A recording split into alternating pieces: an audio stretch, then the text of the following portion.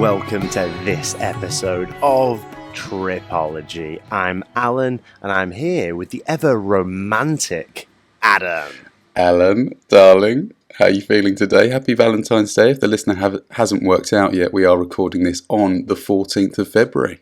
And that's why you're ever-romantic. The 14th of February, Valentine's Day. Some say it's just an appropriation of a 14th century special little romantic day used by card companies and flower companies to make more profit. But here on Tripology, oh my goodness, we're big fans of Valentine's Day, aren't we? We are. Do you fancy yourself as a romantic, an old romantic? I think I have contextual romanticism. Don't worry, it isn't contagious, but it is a beautiful thing that we can use to spice up our lives a little bit. I think it's nice to be romantic. I think kindness and romanticism can sometimes be linked. Valentine's Day, it's a day just to remind you to be kind of kind to the people who you feel romantic about. I think so as well, and I think there's a lot of romance around travel as well. I think travel is quite romantic, especially in the way that we do and the way that we encourage. Interesting point you've raised. Yeah, the romanticism of travel. I think that oftentimes around this type of year, people are bombarded with teddy bears holding hearts, little Clinton card celebrations of all things lovely, and sometimes that can extend to the way we perceive things online, on social media and all that stuff. We can start romanticizing different lifestyles, different things, and travel, of course, is the quintessential romantic lifestyle. I think as well that going away for a city break, often people use travel as a way of being romantic, don't they? But yeah, I can't say I'm doing anything that romantic today. What about yourself? What do you got planned over there?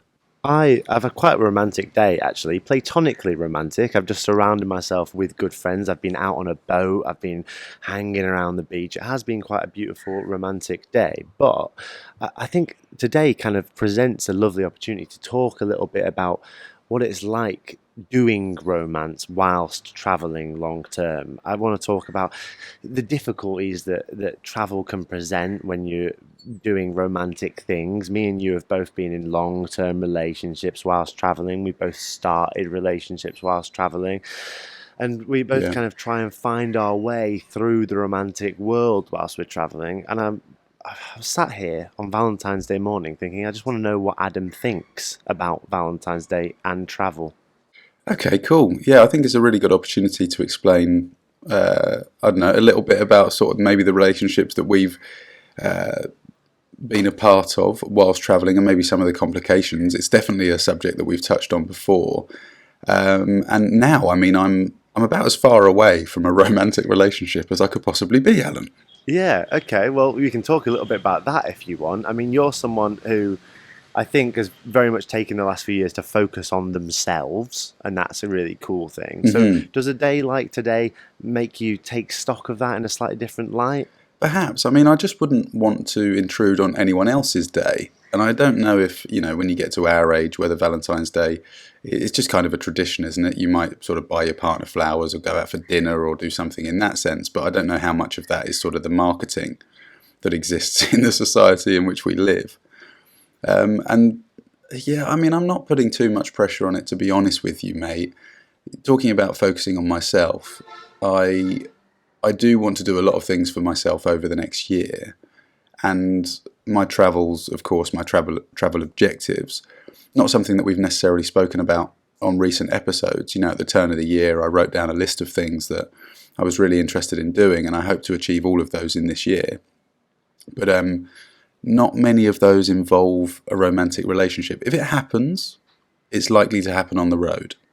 Yeah, and I think the road is a good place for it to happen. So let me talk about that, because I think a lot of people who are in relationships struggle with the idea of travel because they think, how is this going to affect my relationship?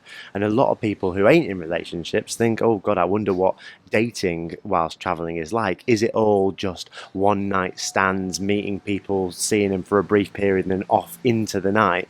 Or can you have a more sustainable sort of travel romance? And I'm here to answer all your questions. Why don't you ask me questions as if you're kind of trying to learn from a romance master? Maybe you're a new backpacker and you're thinking about romance. What questions would you have for me?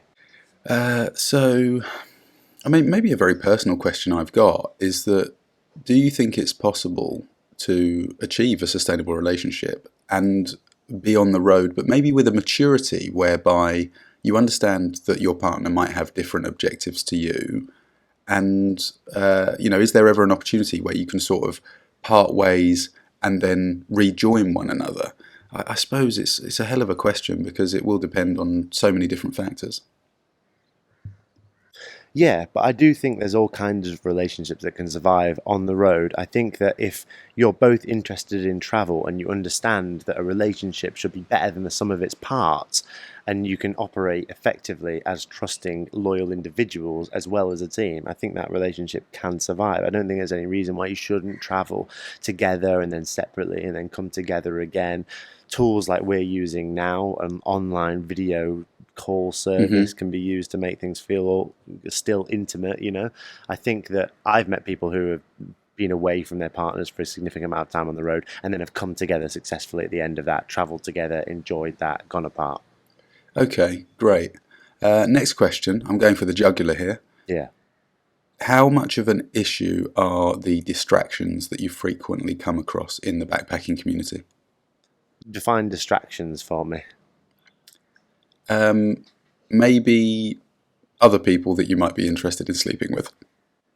Well, I think that if you have a partner who you're loyal to and in love with and want to be with, then that shouldn't be an issue. And if it is, it's going to be an issue everywhere else as well as on the traveling backpacking turf.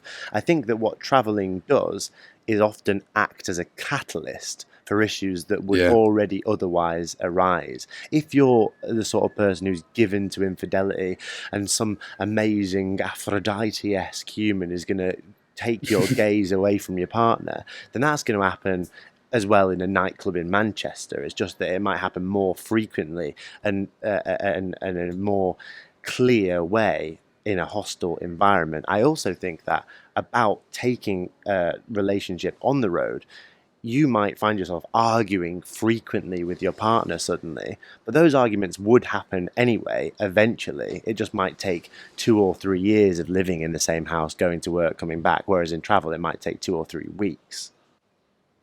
Right, of course. Wow.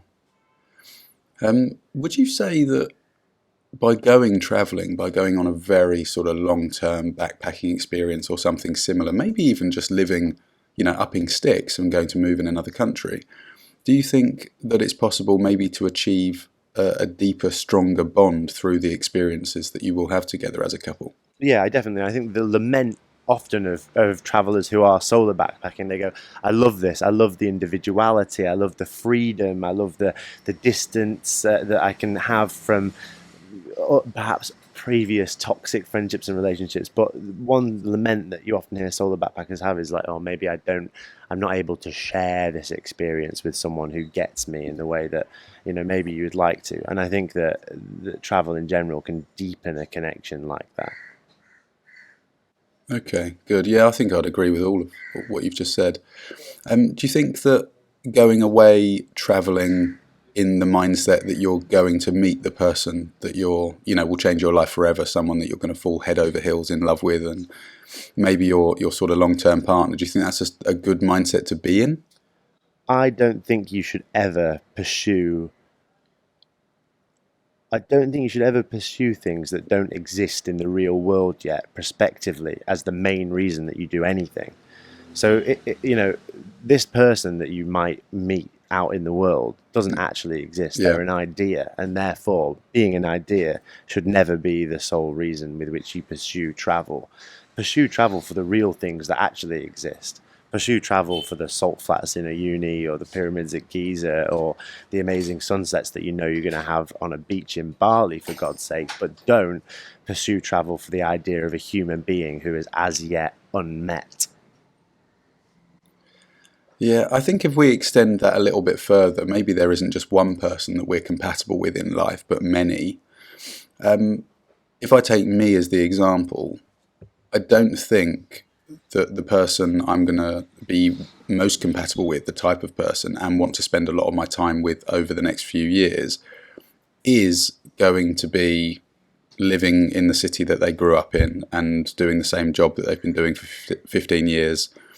You see what I'm getting at? I think that the person that I will ultimately fall in love with is probably doing something similar to what you're doing right now, potentially. Yeah, I think that's a really good point you've made. You are, by definition of the fact that you're pursuing something which you love, you're being authentically true to yourself by going traveling. You aren't forcing yourself to earn money for someone else's dreams. You're not selling your time for a cup of cappuccino down at Starbucks. You're doing something which is authentically and unadulteratedly you. You therefore increase your chances of meeting someone who you're going to have a really cool connection with, because you're putting yourself in an environment where you'll meet other people who are authentically and unadulteratedly being themselves. And that's an amazing jumping off point for any relationship. So I do think that by traveling, you're putting yourself in an amazing position to meet someone that maybe just shouldn't be your sole pursuit, because the second it becomes your sole pursuit, you kind of disrupt that authenticism, you disrupt that unadulterated I'm out here for myself, and then the whole thing falls apart. Yeah, it's a tricky one, a sticky one. Do you think that meeting someone traveling is, the perfect grounding the foundations for a relationship, shall we say? Do you think that that could be a relationship that's set up for success? Well, it really depends, doesn't it? Because I've met people traveling who I think, God, if we were just at home and in our respective home bases and we had a year to make this relationship work, we'd probably end up being together. But unfortunately, they have a surf school booked for 3 weeks' time, and I have to go and look after a primate in the jungle or something, So there's scheduling errors that have led to relationships not work, and I am almost always very unwilling to compromise on my own travel situation. But then likewise, there's been people who I've met who I've got on really well with and had beautiful times with, where I think, God, there is no world where I would have met this person had it not been for the context of travel. I think it can go both ways. Amazing. And openness to the experience is probably the number one thing I would suggest. I think that travel and the connections you make traveling and the sex that you might have whilst traveling, and the little dates and coffee excursions you might have while traveling, these are all shortcuts and catalysts for connection, real, genuine human connection. And I think that connection can be desublimated down to just sex, or I'm just getting an ego boost from swiping right on Tinder or going to a coffee shop. But all of that's fine as long as authentically what you're pursuing is connection, human to human connection, and it's respectful and consensual and beautiful, and you're making each other feel good. All these things are fine. I think being authentically true to the idea of what a date is, what sex is, you're connecting with people, and from there, romance and love or friendship or any of these things can blossom. Yeah, that's lovely. I really love what you just said. And I do have an example of the question I'm about to ask you, but is there anyone that you've met on your travels that you still think of fondly and you think, maybe you parted ways too early, but you think in another life, or maybe later in the same life, there's maybe something there, Yeah, a lot of the people that I've met whilst traveling, who I've been in relationships whilst traveling, continue today to be some of my favourite people. There are a number of people who now I might not have any romantic interest in, but I know that if I needed them, they'd be there, they'd pick up the phone. And other people who, relationships that could be revisited down the line. I think that definitely there's people who all the people I'm closest to in the world are either, they're people that I've met on the road, basically. Yeah, that's great. The example I was going to give was, you remember when I went to Japan, sort of last year, whenever it was. Yeah. In Tokyo, I ended up sitting in a bar and was joined by a Japanese woman. And I think I might have mentioned this on the podcast, maybe in the Lost and Found section. If you are interested in hearing what Alan and I chat about after the episode, head over to patreon.com/tripologypodcast, Absolutely. where we have the Lost and Found section, Yeah. a little extra bit. But so anyway, I met this lady, lovely Japanese lady, and she ended up asking me out on the next Sunday, right? So this was like maybe a Friday, and she said, "What are you doing on Sunday? Don't know if you have any plans. Would love to sort of take you out for the day." So it was kind of a date, I guess. And she was super cute, really nice, spoke fantastic English, so we were able to have quite interesting conversations. Yeah.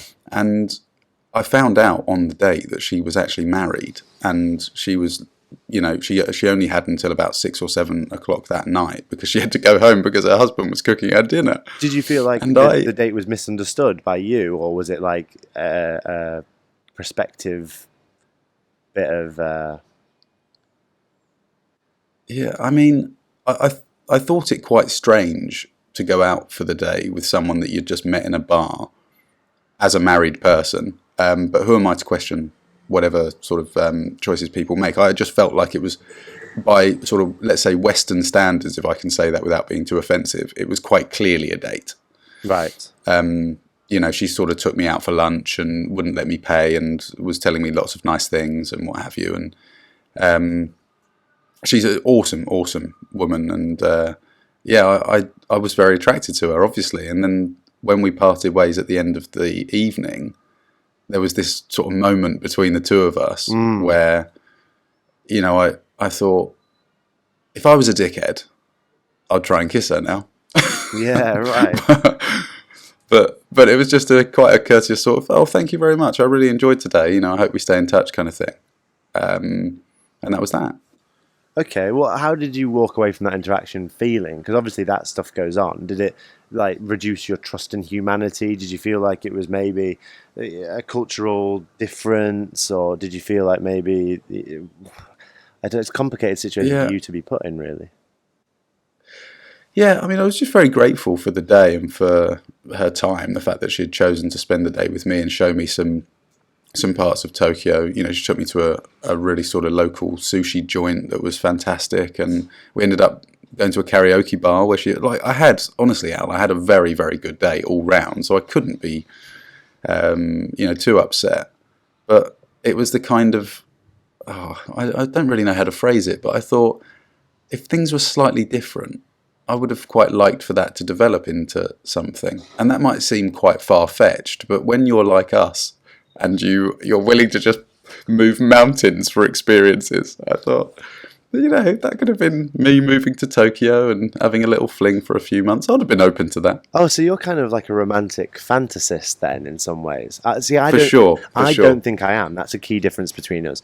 I don't create worlds where I think, I could be with that person. That would be a beautiful thing. I'm quite realistic romantically. Do you think you kind of fall in love a little bit easily, even with people that you can't be with, like a married Japanese woman that you met for one evening? Yeah. Yeah, I think quite famously I've got a reputation among my friends and family for being exactly what you've just described. Right, okay, interesting. I actually, considering we're very close friends, I actually didn't have you down as a romantic fantasist, I don't think. But I have a question for you, just quickly. Mm-hmm. Dating apps whilst travelling, I think they're brilliant. Because I think dating apps can be this really vacuous, I find them attractive, I find them unattractive, swipe right, swipe left, bacchanalian festival of chaos. But in the travel context, I genuinely think they're useful for meeting people, local people, other travellers, and then it can develop into something platonic or not platonic, it just depends. But I think that initial just like, okay, that person seems cool, let's both swipe on each other, for me has resulted in some really cool hangouts and often local people showing me around the city, which genuinely has not necessarily developed into anything else. What do you feel about them? I think that's great. I think as long as the expectations are set, I guess, or you're going in there with the right attitude for you both or whoever you're going to meet, it will develop into whatever it will be. And I do think that they're a very useful tool for meeting people in that local area, whether it be another traveller or if it's a local, like you said, being able to show you around. I think that they're a very positive thing. Yeah, I agree. So a little tripology tip: if you are a single person or even a person in a very, very cool, sexy, open relationship, get yourself on Tinder, Bumble, Hinge, all that stuff before you go travelling, because it can pave the way. Just have an open mind. It doesn't have to be necessarily, it's not too serious. Just meet people, go out, have fun experiences, talk to people. I think I like the fact that you've got dreadlocks. I also have dreadlocks. Let's meet. Let's go for a coffee. Why not explore the city together? It's all beautiful. Things are heating up. I don't know about you, but I've got so hot under the collar thinking about all things Valentine's Day. I need to go and meditate. Dreadlock to wedlock. Let's go.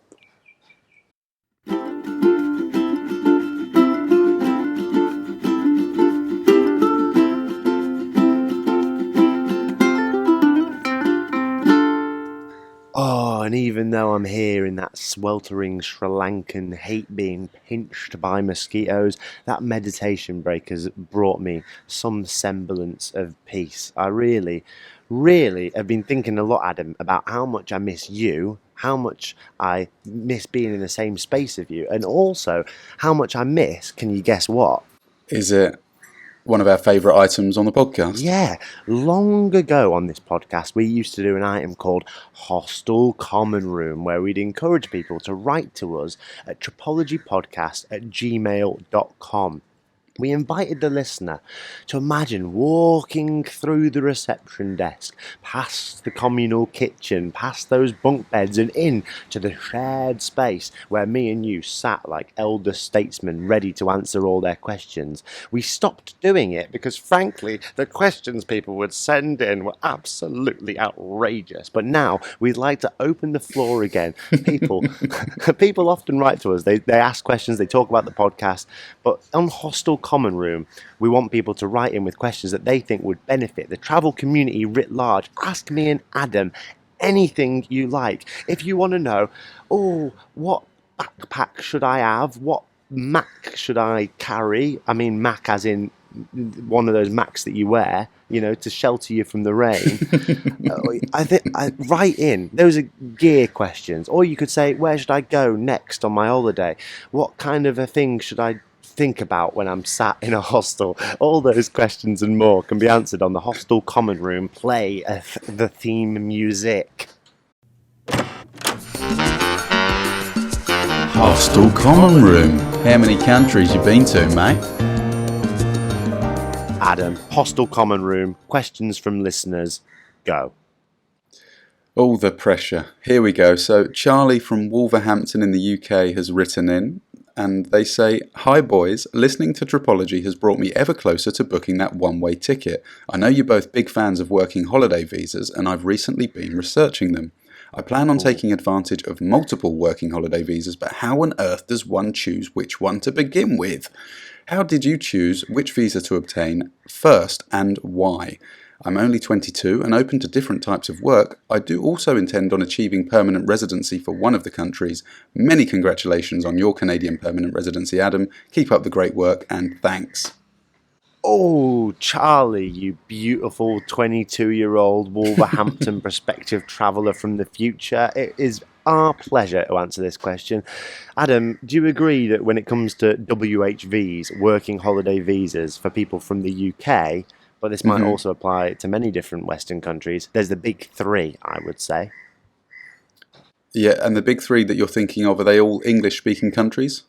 Exactly, and for that reason they are in the big three. There are some other ones, but the big three, in my opinion, is New Zealand, Australia, and Canada. Those are three working holiday visas that I've done. English-speaking countries. You get a lot of bang for your buck financially. Easy to find work. Easy to extend those visas in some contexts. They really are the massive triumvirate of working holiday visas for English people. And I also believe that's true for a lot of nations on this planet. So maybe we'll focus our discussion around those three. But I know there's also a working holiday visa available for Japan. There's also working schemes for South Korea. There's also some stuff in Hong Kong, isn't there? There is, and even Taiwan. Yeah, amazing. And Singapore as well. Yeah, there's lots of things that you can do. Let's focus on the big three for old Charlie, because I think those are probably the main ones he's considering. Okay, nice one. Shoot away, Adam. You've just got permanent residency in Canada, so you're uniquely poised to talk about that process and how you sort of decided to choose Canada initially and how you decided eventually to want to stay there forever, and then we'll segue into the other two. Yeah, so Canada for me was one that I had always sort of kicked further down the road because I thought it was probably the country I was most likely to want to live in long term. So Charlie's Yeah. question is asking sort of which, how do you choose which one? Which order would you do them in, assuming you're going to tackle multiple? And I got to the age of 29 and I thought, right, I've only got a year now to bag the visa, get into the country, and then I went there actually with the objective to achieve permanent residency. So I knew very early on that that was going to be my objective. I think it's Yeah. just about sort of what's important to you. Would I have felt differently about Canada if I'd never been to Australia? I'm not too sure. So, I mean, the reason why I did Australia first was purely geographical, I think, because it was the furthest country away. Right. Yeah.